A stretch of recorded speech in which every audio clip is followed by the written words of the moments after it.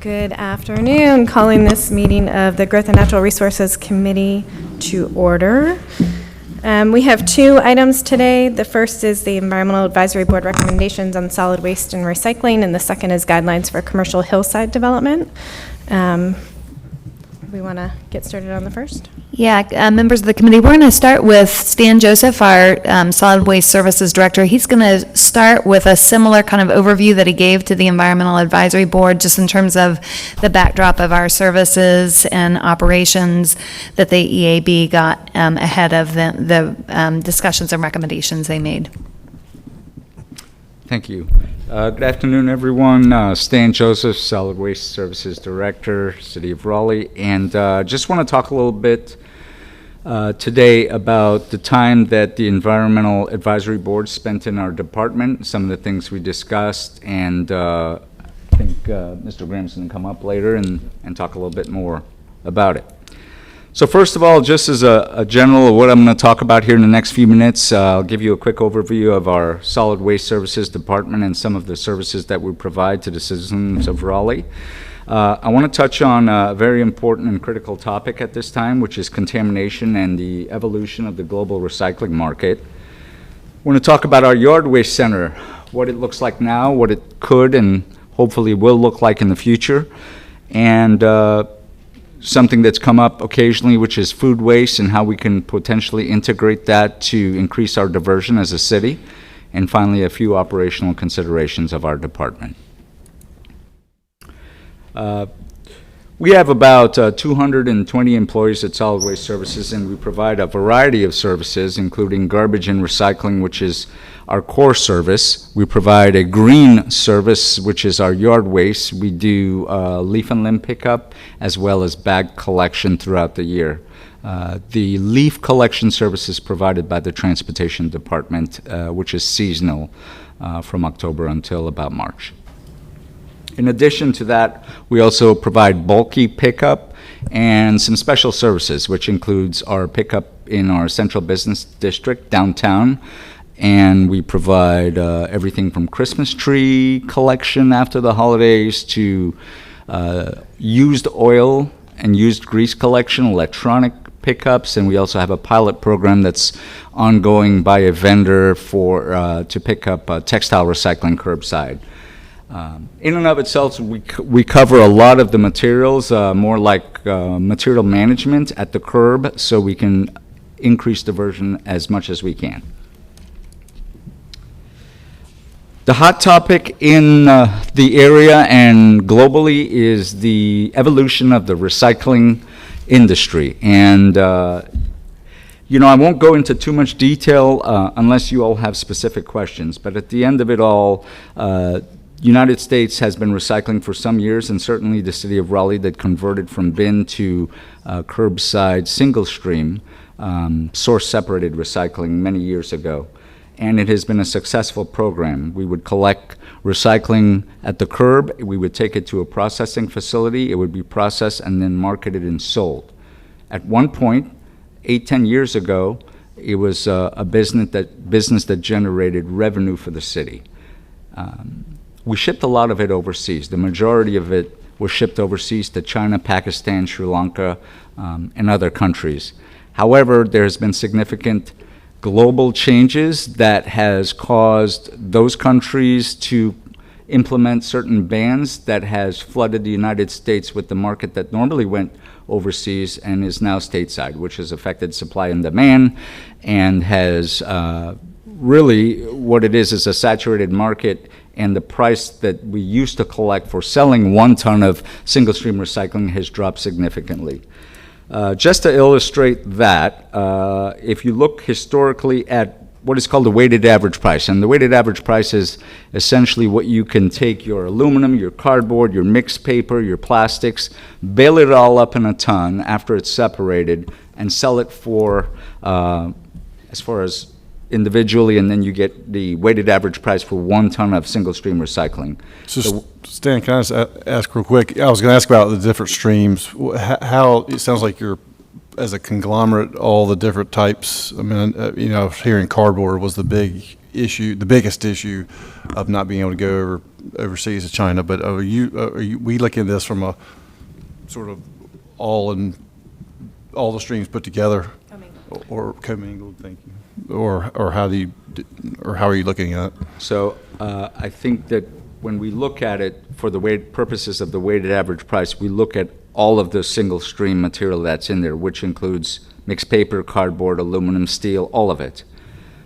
The largest portion of the stream, probably 60 to 70% of it, is typically mixed paper and cardboard, which is the bulk of what we ship overseas. We also did ship plastics as well. The smallest is obviously metals and aluminum. But when we look at the weighted average price, we do look at all single stream material. For committee members, just background that's been shared with prior councils, we do rely on a relationship with Sunoco, who serves as our MRF. And so part of the reason this is significant is those are some of the triggers and data points that our contract is built around. Exactly.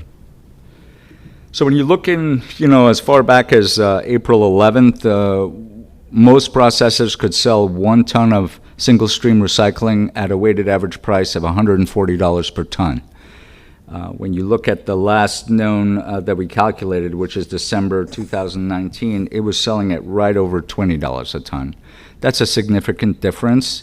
The dotted line is a very important line. The dotted line is typically, on average in the industry, what it costs to process 1 ton of recyclables.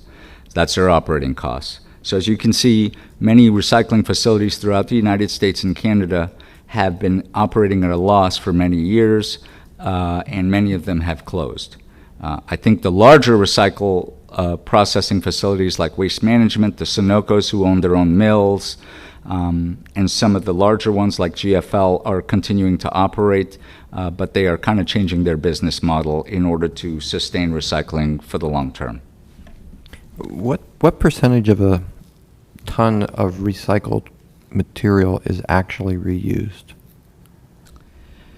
I think that varies from processing plant to processing plant. I think I could tell you confidently, or with confidence, that the average residual, what is left over from a ton of recyclables, on average in the industry throughout the United States, is between 10 and 17%. So I think you can make an assumption that probably about 90 to 80% of it is processed and turned back in some manner. Okay. Okay. So I think, one of the things that processors are looking at to combat this evolution of the industry is that loads that were sent to China and Pakistan are being rejected and sent back to the United States on their own dime, and a large reason for it was contamination. Now, although the ban created almost an unattainable contamination level of less than 1%, I think that when things were good in the recycling industry, residue just didn't seem to matter that much because everyone was making a lot of money. Now we recognize that not only is the ban being restrictive, but all along the business model, we should have been focusing on contamination to clean that up. And so as a result of the ban and trying to produce more quality material, the industry as a whole is looking at contamination as an area that they can improve. And so is the city of Raleigh.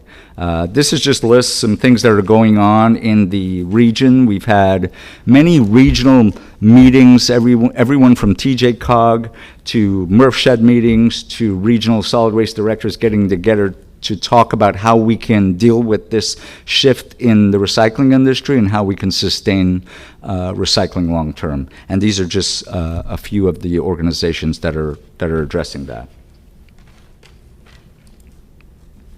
My next topic I'd like to talk about is our solid waste yard waste center. We have a closed landfill, and right next to the closed landfill is our yard waste center, where we take in the green waste from the city as well as city residents from our trucks that collect it, and also commercial green waste that comes in from landscapers and commercial businesses. To be transparent about it, I think for many, many years we've been doing that, and as a result of that, we had stockpiled a lot of debris throughout several hurricanes and throughout the curbside program, and we never really came up with a strategy remove that debris and either process it or revamp the way we do it. I think eventually we were going to run out of space. I think, we're getting to the point where that is of concern for us. And this picture here kind of shows what our stockpile was in 2002, which is the yellow areas that's on here. And in 2017, as you can see, those areas have turned to red. And the dotted lines are what used to be the yellow areas. So as you can see, that's a significant stockpile. And I'm going to figure out how to clear this because I always have a problem doing that. There we go. And so I think we're coming up with a plan to, number one, remove that debris. So for two reasons. Number one, it's out of compliance, and we have to remove it so we can continue to operate and continue to keep our yard waste center open so we can maintain the city's greenways. But the second reason is that we would like to restructure our organization or the way we organize our yard waste center so we can integrate what we call a better workflow. Right now it's very crowded with limited space to work. At times a lot of vehicles are there. We want to make sure our residents have a safe place to come around and drop off and pick up mulch during the season. But also because at some point we would like to integrate compost and food waste into our process. But the only way we can do that is restructuring the way we do things down there, and in order to do that we need space.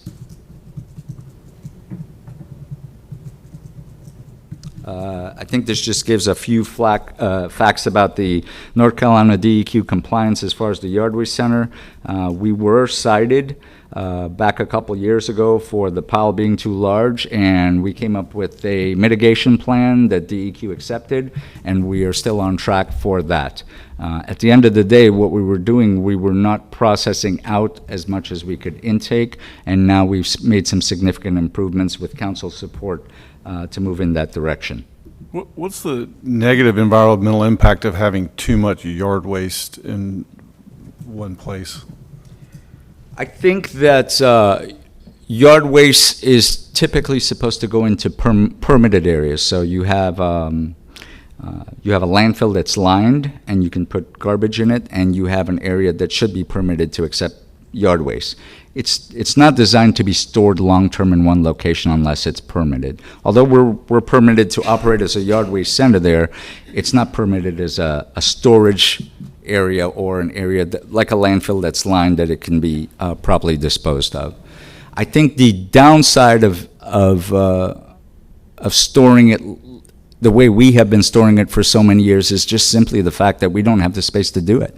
And eventually we will run out of space and we can't operate. I mean, is it stored on impervious surface, like a hard surface, or is it not sort of biodegrading as it's sitting there altogether? I mean, I'm intrigued that it's seen as environmentally negative. That Yeah. I just think of leaves and branches and woody material sitting there. That's what it does when you compost, basically, sort of. Anyway, Yeah, but unless it's a impervious surface where it's not actually be able to go back into the ground. Yeah, I know. I mean, you kind of think about a farmland or just stuff sticking in the forest. I think based on DEQ standards, when you store debris like that, whether it's storm debris or even in a yard waste center, they have certain restrictions on the height and they have certain restrictions on the diameter. And based on those restrictions, we were above those standards.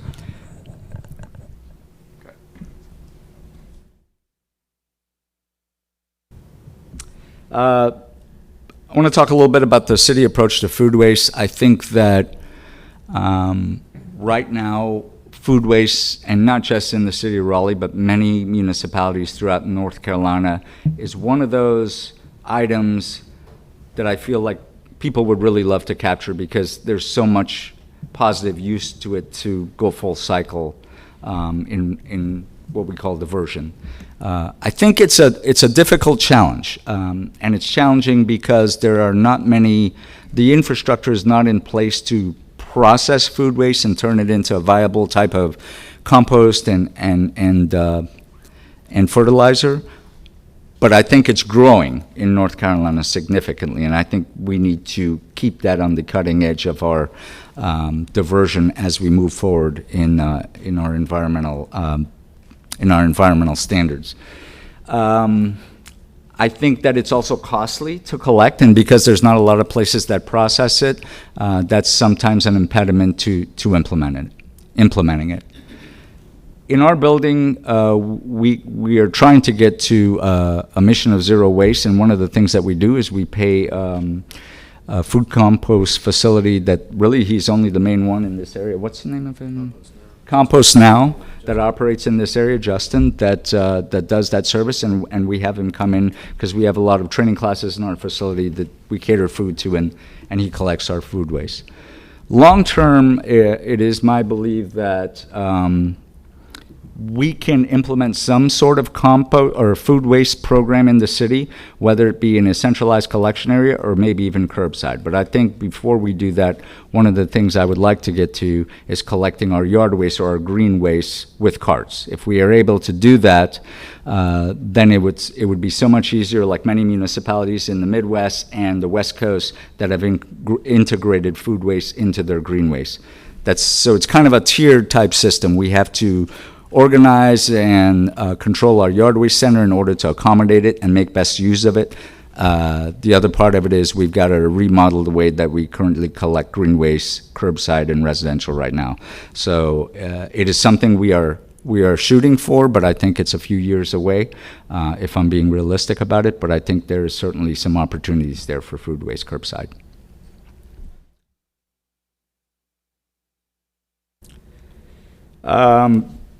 Our sustainable vehicle fleet, I think that we have set a goal for our department to be 25% CNG by the year 2025. I think it's aggressive, but I'm a firm believer in compressed natural gas. In the private sector, we operate a lot of compressed natural vehicles in the city of Charlotte and the city of Greensboro.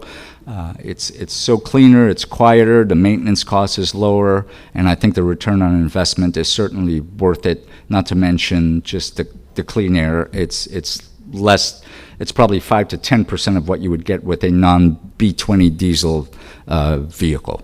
So we have set some aggressive goals for us. I think part of that is, as we start integrating compressed natural gas into our vehicle fleet, I think we need to build the infrastructure to sustain a full fleet of CNG vehicles. And so we've developed that into a long-term capital improvement plan in our facility between us and Vehicle Fleet Services. And I think that's just kind of a overview of some of the things that we discussed during the EAB. I'm sure that Graham's going to come up here and talk a little bit more detail in it, but I'm happy to answer any questions that you might have. Yes, yard waste, maybe the term we need to think about using a different term, because I know some towns and cities are trying to at least educate their residents about maybe you don't need to take this off of your property. There are things you could do with it on your property, composting, et cetera, but using it in your natural areas, et cetera. So I don't know if we had any outreach efforts on like that. And then food waste the same way. I know a lot of us have compost where we just compost our, whatever we can compost food wise, and just, the whole back to the land. Everybody has gardens, et cetera. Using that, chicken feed, et cetera. Is there any educational outreach efforts for people to maybe rethink the way they use their so-called yard waste and food waste? I think that we have every opportunity we get to speak to citizens. We have an education and outreach section. I think we partner up with Sunoco a lot. We don't just talk about the curbside recycling. A lot of people do ask about that. They ask about our yard waste and what are we doing on food waste. We certainly provide areas that they can find information on how they can kind of DIY it and process. I do composting in my backyard. But as far as a formal program, I don't think so. But we certainly discussed that in the EAB, and that is something that we're going to be partnering with the EAB and Recycle Partnership about getting some of that kind of education out. That'd be great. Okay, I appreciate that. Thanks. Sure. Back to the global recycling market. What I know this continues to evolve and change, but what is there a plan now, or is it kind of in a wait and see about ensuring that we continue to have a viable recycling program in the city? Well, I think during our last conversations, obviously it's something that it's time sensitive and we have to act quickly on it. I think I'll be coming back to talk to council in March timeframe to discuss more in detail how we as a city can deal with it and sustain recycling. So we have several options we'll be laying out for everyone. Good. All right. Look forward to hearing it. Thank you. Yeah. Great. Thank you, Mr. Joseph. Yeah, and now we have Graham Smith, who is the chair of the Environmental Advisory Board. Let's go.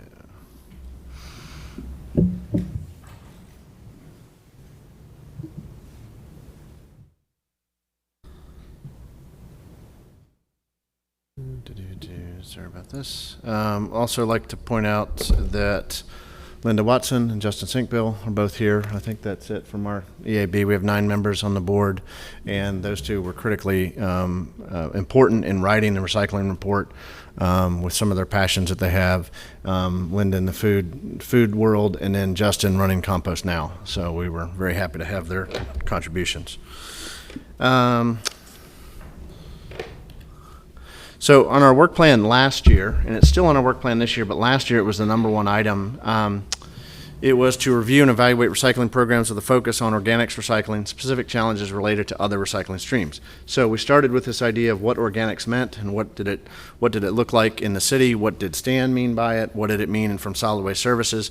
And this came through at the bottom there. You'll see the Solid Waste Reduction Task Force from several years ago referred assessing the development of an organics food waste, didn't mean wasted, waste diversion strategy to the Environmental Advisory Board. So it was sent to us, referred to us by this task force, and we didn't really get to it in fiscal year 2018. We got to it in 2019, and we made it a priority last year. And it does work with the strategic plan, several categories here. And this is just kind of our overall goal and approach.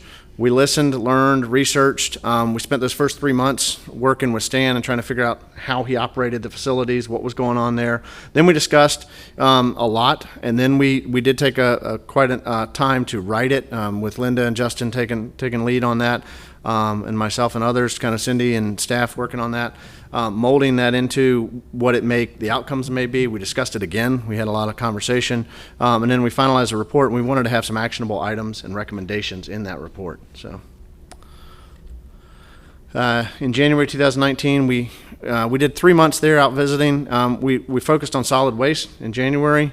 Actually went out there and had our meetings out on site. So Stan hosted us while the focus was learning about recycling and the programs there. We also conducted our standard meetings out there. And the focus in January was solid waste. And February was recycling. Great artwork out there, talking about all the things you can recycle. So that was great. We did go to the Sunoco facility, which is nearby. We did leave the building and go on a field trip. And then in March, we went on a field trip to the yard waste facility and got to see some of the piles of leaf collection. And I want to say one of these 2 piles may have just been 2017. Like, that's the staggering amount. This looks, I mean, it's crazy out there. That was just 1 year's worth of leaves. And so Stan's got a really good program of windrowing stuff and building that. David, Councilor Knight, you had mentioned the idea of how to get it to turn to compost. So he's really starting to work that and create some windrows out there and get it down into smaller piles so it composts faster. But there's still a lot of other yard waste that's out there that's truly woody yard waste. And so the leaf compost is turning much quicker to usable form. The other stuff has to be ground up in other measures. We focused on these 5 challenges, and maybe I can clear this thing because how do I get off of this thing? Oh, I don't want that. There we go, look at that. 5 major challenges, which really coincide with what Stan just put up there. Contamination, global recycling market, storage space for the yard waste, what is the appropriate approach to food waste, and what are the future operational considerations. So we looked at these as challenges, and we wanted to kind of outline our understanding of them. We're not in the solid waste industry. We're folks that we're trying to learn and catch up to speed, but working with what we understood and kind of where our background was coming from, we wanted to come out with some recommendations as well. You'll see in the report, which you guys have, and sorry this is very small, but this is challenge 1. These are the recommendations to kind of deal with challenge 1, the contamination. As Stan alluded to, and kind of in his presentation, they blended Contamination and global recycling markets are almost one and the same in a lot of ways, so there's a lot of crossover there. And some of these things are starting to happen. Like one thing we, started to look at was Raleigh and Sunoco, making sure they're really talking about current market conditions. There was a current contract that was just brought back up because of some contract conditions that came out by Sunoco seeing what was going on in the glass market. There's been some upgrades in the website and the downloadable materials. They're not all the way there, but there have been some upgrades recently on what could be graphically represented, what could be recycled, could be clear to the citizens. So we started to talk about how it's clear to citizens, how it's clear to businesses, how education and engagement would work, what types of posters and other educations would work, so that removing simple as Christmas tree lights and decorations need to be removed before you're putting them out. And I think Stan does a lot of that, but maybe it's in the water bill or something like that. So what other mechanisms of engagement and education could happen? So, or making sure people are aware of all of these things that may affect the use of the product on the other end. We asked Sunoco, they have a great little tour group, they have a great little tour guide. It is a tough facility to visit. I mean, people are working incredibly hard in that facility, in incredibly tough conditions. It's hot and cold, but in the little tour room, they have a display, and it's maybe not most up to date. So we just wanted to there's just clarity on what you could recycle, what you can't recycle. It's that whole, from a citizen standpoint, do we know what we can do and can we not do? We all are wish cyclers. We want to put everything into recycling if possible, but we don't want to screw up the stream and contaminate it. So that's part of this challenge with contamination. If possible, continue to promote the reduction of single-use plastic bags for business operations. We know there's some state laws that affect that possibly, but the single-use plastic bags was a topic of conversation. There is the idea of engaging a study about multi-stream recycling opportunities. Very similar to that, the global recycling markets, we talked about engagement, education, a study for some multi-stream recycling opportunities. And then RDAG, I don't know how you say that, out in Wilson, they're the one company, as I understand it, that takes the glass in the state, at least where we ship it. So you have an hour drive glass. It's very expensive. It's the heaviest weight recyclable, and trucking costs are very expensive. So to get it to Wilson, what does that look like? And that's really flipping the numbers. When you start to look at that weighted average, that glass, the costs are really significantly, they're costing the city money. So consider proactively working. Stan mentioned some of these things that are happening right now, regional economic development entities, to talk about how to talk about contamination and global recycling market challenges. But we even say, well, can you maybe recruit another recycling facility to the city or region? How do you better support some things? Invest in contamination reduction awareness, because once again, that makes our recycling material more available to the global markets. And then promote awareness of recycled materials. Going out and seeing what you walk into Wilder's Grove and you see the recycled materials right on the wall, and you see them at your feet, and you see them on the walls, and you see them all around you, and you're like, this was done 10 years ago, and this is pretty cool. Just think about where the market's gone with all the recycled materials, what you could do with glass, what you could do with cement mixes, what you can do with a lot of different textiles and other things. So it's how do you promote those ideas of what people can use and how the market can support that. From storage space for yard waste, Stan had some great diagrams up there. He showed the kind of physical requirements and the challenges he's got. We would really like to, right off the bat, encourage cooperation between city departments to use the city-provided compost mulch and wood chips. There have been some challenges with some of the departments because I think the knock was the quality wasn't known. And so Stan's hired a yard waste center director. He's got a really good handle on it. He's certifying tests, and we want to make sure those tests stay up to date, and he has all the support he has to basically bring those products to market. So the commercial landscapers and the public works and parks departments here are comfortable using the product. It's free, readily available. So we talk about that quite a bit in the first few items there. It is available to be free for nonprofits and community gardens. We want those nonprofits and community gardens to actually know that it's free. So the products from there are free. So making sure that they know that. And the challenge right now is to getting it off the site. So how do we get it from the site to the people that possibly would benefit from it. So one thought was, could you deliver large truckloads of it to community centers or centralized city locations on certain days and announce that so people could come and get smaller collections of it. It's hard for certain people to go out and say, yeah, I'm going to make a commitment to go rent a pickup truck and head out there, or to pay somebody to haul 10 yards to your house when you may only need a couple yards. Explore alternative methods for compost pickup to assist with that. So that's the same kind of thing. How can you get the product? If we're trying to get rid of 400,000 cubic yards of product, how can we get it to the market? That's really in the mindset we're trying to think, so that the yard waste center can work efficiently. Meanwhile, benefit all the citizens of Raleigh. So let's see. We'll explore the use of paper leaf bags on a weekly basis for curbside yard debris work.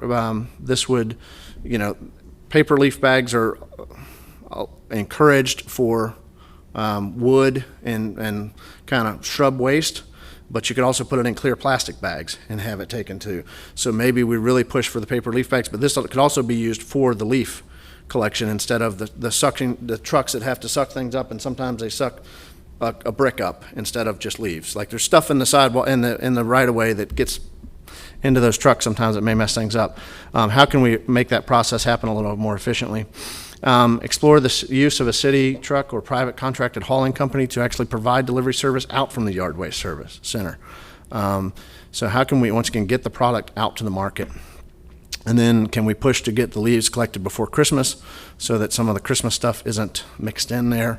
And then we kind of support the idea of operational efficiencies. What does a workflow look like if that's an in-house consultant, out-of-house consultant, to help Stan kind of figure out what's the best way to maximize what land he has and how he can improve processes, not just a land study, but more about processes. And the last item is that acquire additional land as a possible option. So 2 more challenges. This is the food waste challenge. Encourage the use of existing private vendor food composting services and use them for City of Raleigh events. So really push that out. I think there's some stuff happening behind the scenes at the Convention Center and Performing Arts Center, but how does it become a front side known entity when you're there as a visitor? Is it worthwhile doing that? Is there benefit to that? Educate the public about the benefits of food waste composting. That's a lot of what you guys just asked Stan about that. How do we educate people of doing it on site or giving it to the city entity? Look at soliciting possibly private vendor partners for a 2 to 3 year pilot program. And this is similar to the curbside textile, the orange bags that we all have. That was a private vendor that came to the city and said, we'll do X for you. We'll look at this program in partnership with you. They're looking at it as a money-making partnership. Do we go private and test it out? Or the next item says, next bullet says, we look at city-provided services. So testing one of those 2 pilots out, or testing both pilots out, and seeing how that works. But we really think that, as Stan alluded to, food waste has become, it's the norm now. So it's not, composting is kind of standard operating procedure in a lot of homes in Raleigh, and it's a thought process, at least in a lot of people's mindset. So how do we take advantage of that kind of becoming more in the forefront? And then review the operations of the yard waste center and kind of how does it all work with the yard waste, the other organic matter, possibly acquiring additional land. And the last item, future operational considerations. We encourage you guys to visit all of the facilities we visited, because it was eye-opening. Wilders Grove and seeing the fleet and the guys and the staff work there, and then going into the Sunoco recycling facility and seeing the yard waste piles and seeing what's happening there. It is an eye-opening, and the scale of the operation is significant. And then we did like what staff did earlier this summer, or last summer. Some of the hotter summer months, we all got a message saying they rolled to 6:30 in the morning, so the trucks were leaving a little earlier, maybe even earlier for that. Those hot summer months are tough doing the job that they have to do. We're thinking about workers' conditions. We'd love to see the fleet consider switching to all electric vehicles. I certainly understand the financial challenges of that, and Stan's going to, that 25% goal for compressed natural gas by 2025. But is there any way to kind of continue to study what it would take to get there faster, or to some alternative or all electric fleet vehicles? looking at providing a safe working environment for all solid waste services employees, because some of what they're doing out there is backbreaking work in some very tough conditions. Looking at safe and best practices for those who live in dense neighborhoods where you're affected by particulate drift and smells and emissions. We have a lot more people living downtown. Waste downtown obviously is a challenge. So that one thing feeds another, and unfortunately it may not be a positive outcome. So we want to make sure that all that's continued to be thought about. And then also those who live nearby the solid waste facility, the closed landfill. There's several residences nearby on the east side of the Yard Waste Center. I want to make sure that Stan continues to use best practices and safety protocols and monitoring to ensure that they have a good life there and their home is not affected. We like the idea of including, I think it's important, the social justice analysis and community engagement efforts are integrated into the review of any service expansion, any workplace improvements, any route management. We tend to think that's happening across the city. And a lot of when you talk about planning studies, transportation efforts, want to make sure that's integrated into what solid waste is doing, given that they have a lot of trucks out on the street and a lot of people out in the community. So that's it, I think. That's it. So thank you for the opportunity. Thank you. Do Questions? committee members have any questions? Sure. Go ahead. Did you look at waste generated by commercial as opposed, I know you looked at residential, but about, composting amongst our restaurants and what could be done there? Because for example, how much food waste is actually generated by restaurants as opposed to residential? We didn't get into the data a lot on any of this per se. We were using the data that was provided to us. We talked about in several of our comments, I think, the idea of an educational process for that. Knowing what we're starting to learn about the convention center, there's a lot of food waste being composted and recycled back of house right now. So that was exciting to hear. And just from an operational standpoint, we understand that restaurants, commercial vendors, it's easier to do in the kitchen than it is to do on the front side. And then you're having people sort it versus somewhat qualified kitchen staff sorting it and understanding it, and kind of that's their daily job. So it's an easier, from a financial standpoint, and just the bulk and what you're getting out of it, you're going to get more out of the kitchen side. But we haven't dove into the impacts of that versus residential now. But I think there's significant opportunity given the amount of restaurants. Yes.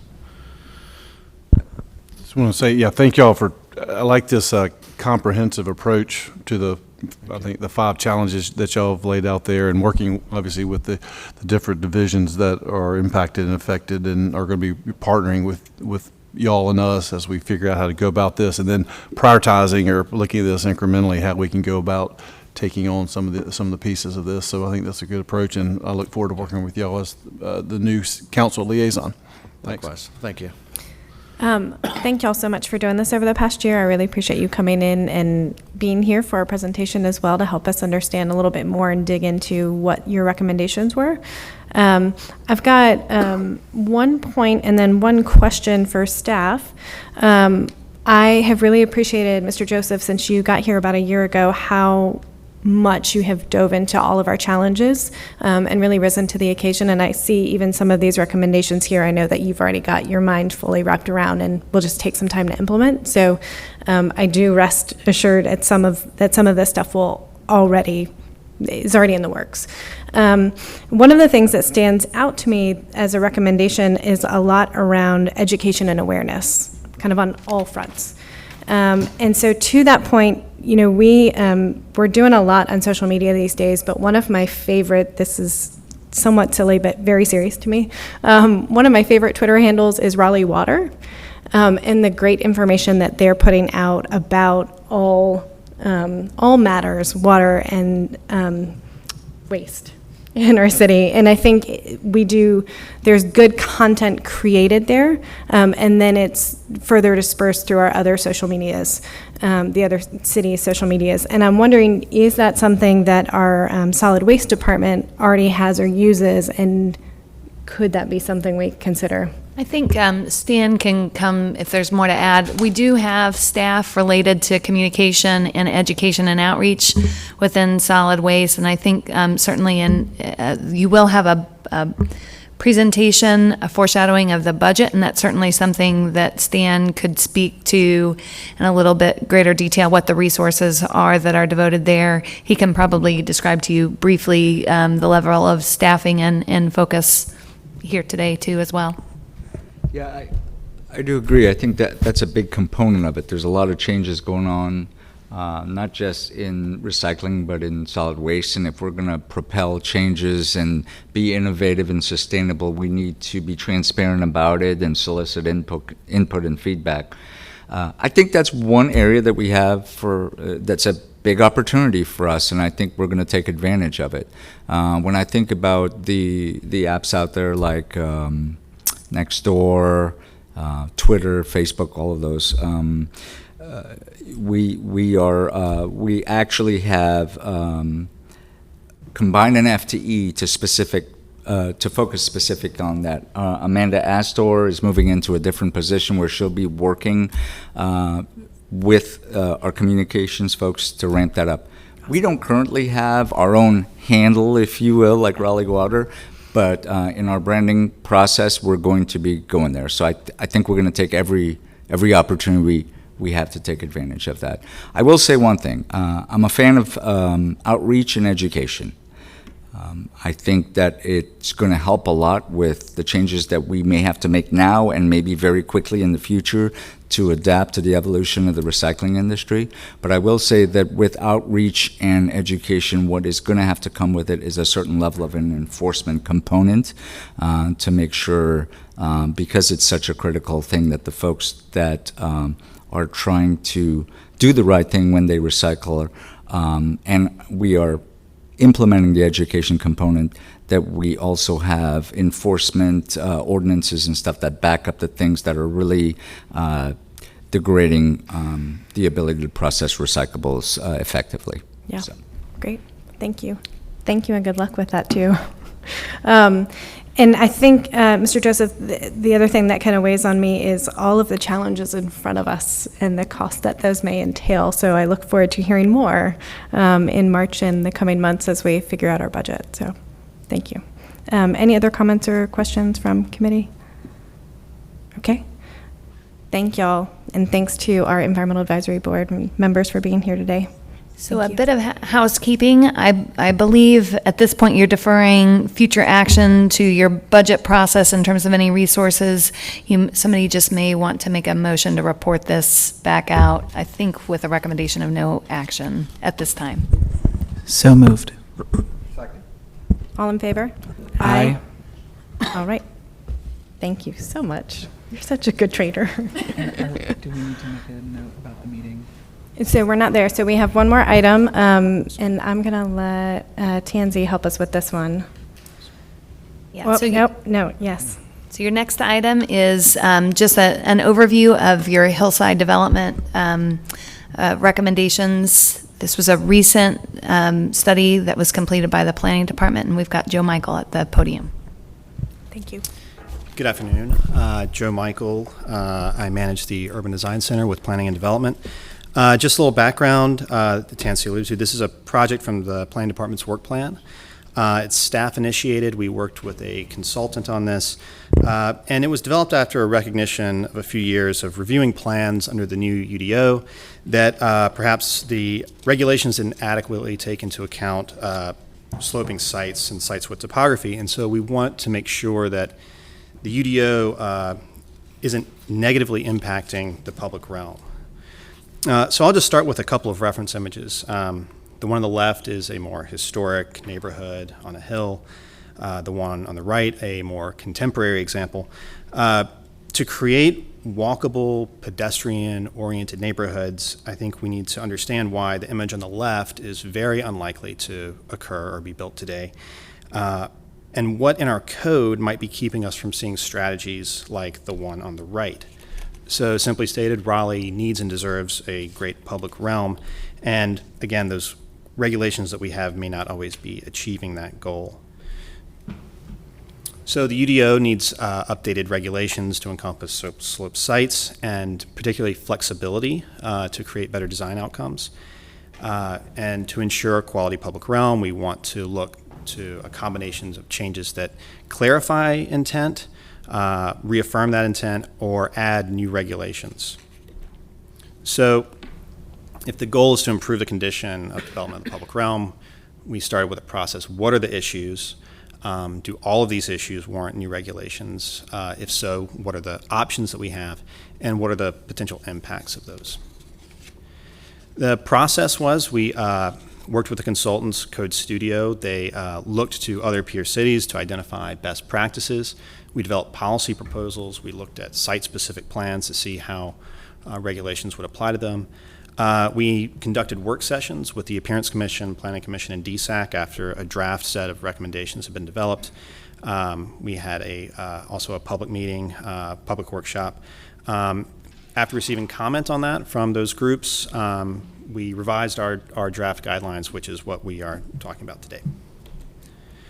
So we divided into these categories that have been identified. I'll go through each one.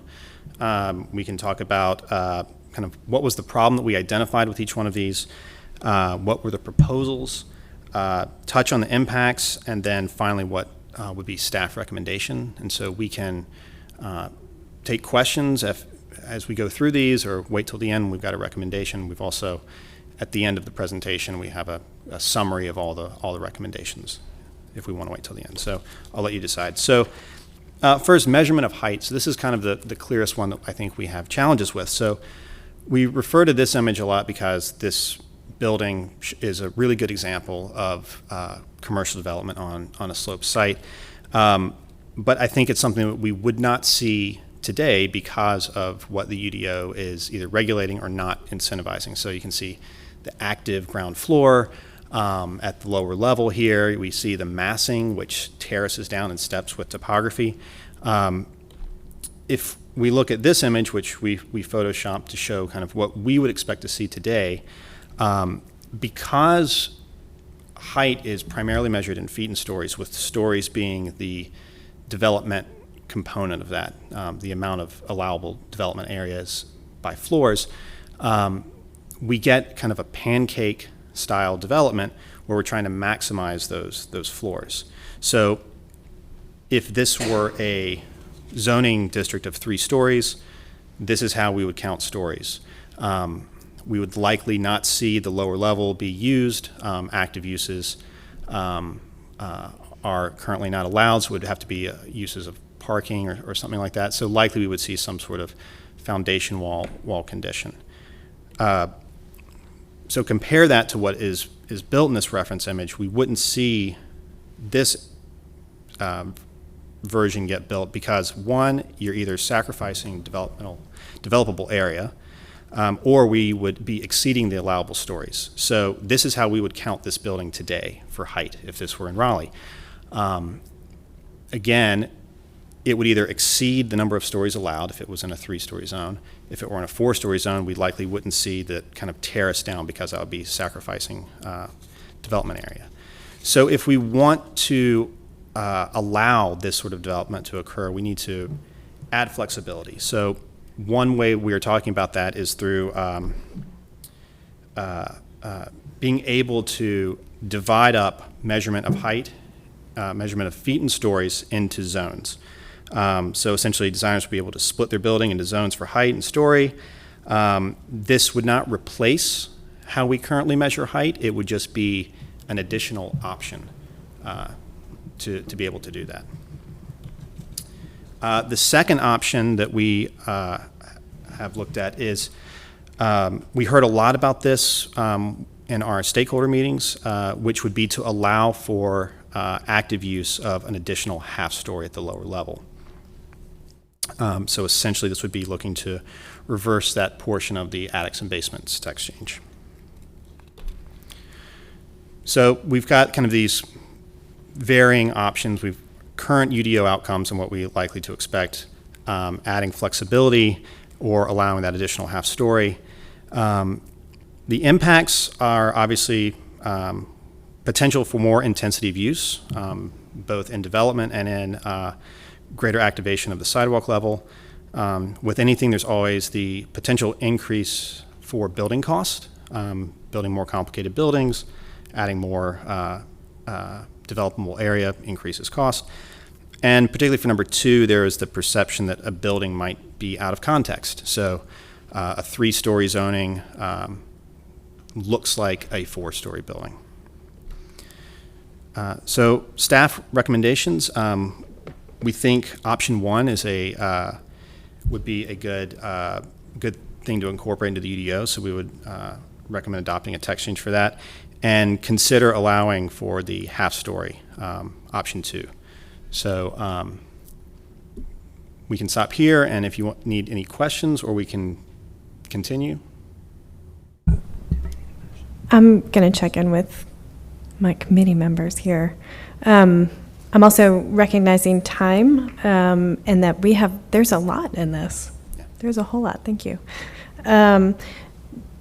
Do folks want to kind of go through each of these right now, or do we want to figure out a path for how so I'm trying to remember how many of these. There's height, there's 6. Yep, height, transparency, blank foundation wall, retaining walls, transition zones, and pedestrian access. So I'm wondering if we want to kind of get a handle on how we're going to get this information, understand the recommendations, and move forward on each of these. If that's something, I don't think we can tackle all of them today.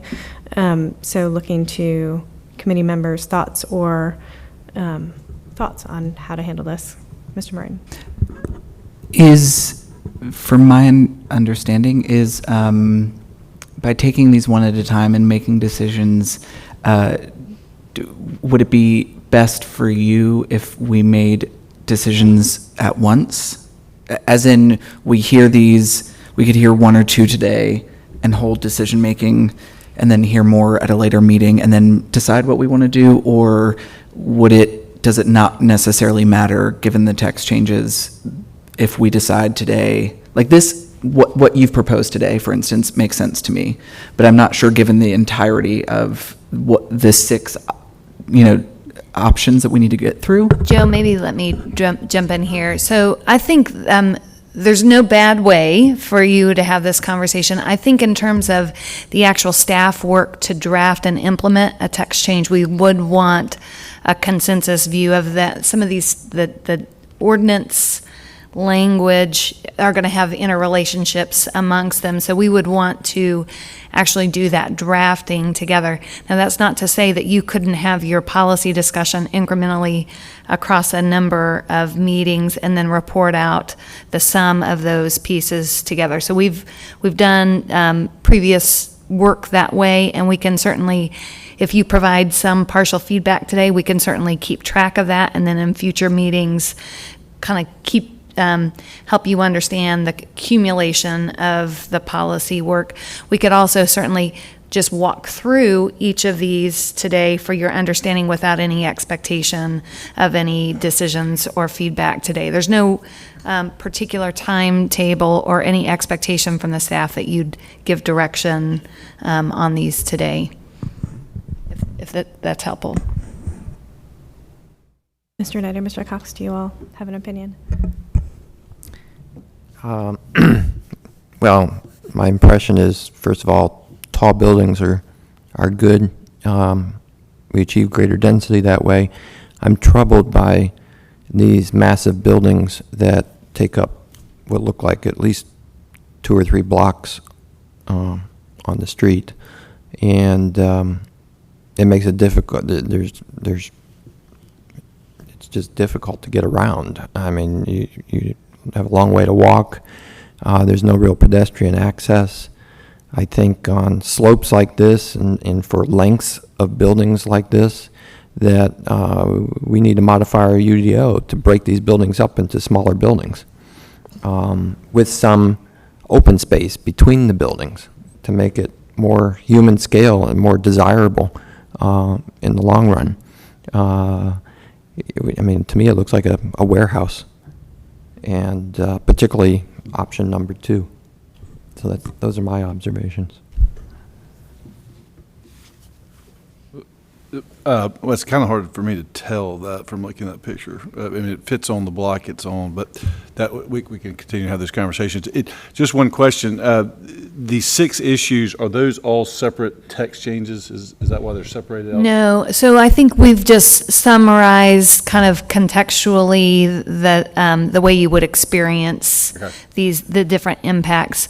Again, I think when you authorize the text change, you'd authorize a text change to accomplish these goals together. Okay. It's the Hill side. Okay, so if that's the case, then maybe, I don't know, I would suggest going through them all, and then I don't think we'll have time to finish today, and then coming back and talking about it as a sort of collectively or all together as one text change. And do you all want to go through the whole thing right now, or do you want to do it at a future meeting, likely looking at April? Because we already know what's on our March agenda. I'm going to hold it till April. Yeah, it'll be fine. So the other thing I'd like to add is I am in no way, and I'm speaking only for myself, an expert in any of these matters, and I'm wondering if it's appropriate to ask for input from some of our stakeholders while we don't do anything with this item and it just sits here in committee for 2 months. And would it be appropriate to ask planning staff to go meet with DSAC one more time? And I know I've already heard a couple folks' concerns about some of these items, and so if some of that could be worked out with folks who will be trying to implement new changes on the ground, and then come back and we can start to really dive into it and maybe have a whole meeting just on this topic. With that? Yeah, we can certainly reach out and ask for some participation between now and then to get some additional feedback in terms of how the industry experts might react to some of these suggestions. And then we would still have time with it before we're sending it anywhere else. Does the committee feel good about that, Mr. Cox? I see these two nodding, but, Yes. okay, great. So do we need to make a motion, or is that okay? Great. All right. Thank you, though, Thank for you. putting this together. Yeah, this was a lot of work. So much work. Thank you so much. Presentation's ready for DSAC, so, Perfect. yeah. Thank you. Thank you. Yeah, thank you. And then I think the last thing we just want to bring up is our next meeting, which I believe is March 20-something. Next meeting is March 24th, and we are going to be looking at the